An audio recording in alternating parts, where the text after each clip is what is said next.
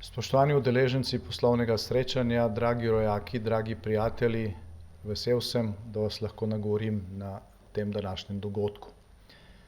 V težkih časih, v katerih smo kot človeštvo v tem trenutku, je sodelovanje, izmenjava dobrih izkušenj in praks tisto, kar nam lahko pomaga najti prave odgovore na te zelo zahtevne izzive časa. Dovolite pa mi, da uvodoma najprej nekaj besed namenim časom pred 30 leti, ko se je rojevala in branila samostojna slovenska država. Povsod po svetu ste Slovenci v tem zgodovinsko najpomembnejšem trenutku slovenskega naroda domovini dali na razpolago vse svoje sposobnosti in moči. Domovina vas je poklicala in vi ste se ji odzvali. Bili ste najboljši ambasadorji nove nastajajoče države, za kar se vsem iskreno zahvaljujem. Danes so izzivi seveda drugačni. Svet se sooča z eno najtežjih preizkušenj po drugi svetovni vojni s pandemijo koronavirusa.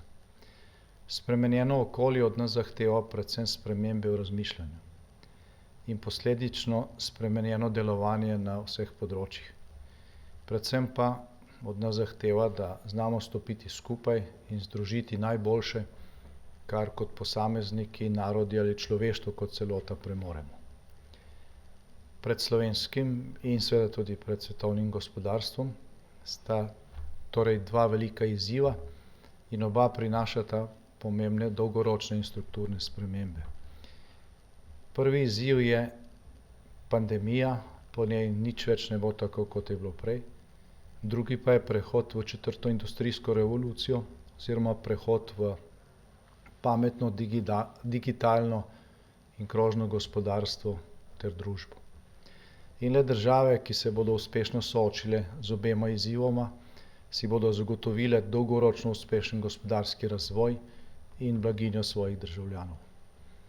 Slovenska vlada se trudi, da bi bila Slovenija kos vsem tem izzivom.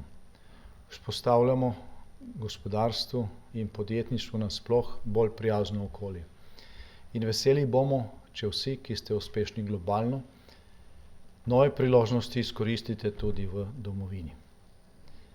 Hvala organizatorjem današnjega poslovnega dogodka, takšna srečanja so izjemno dragocena.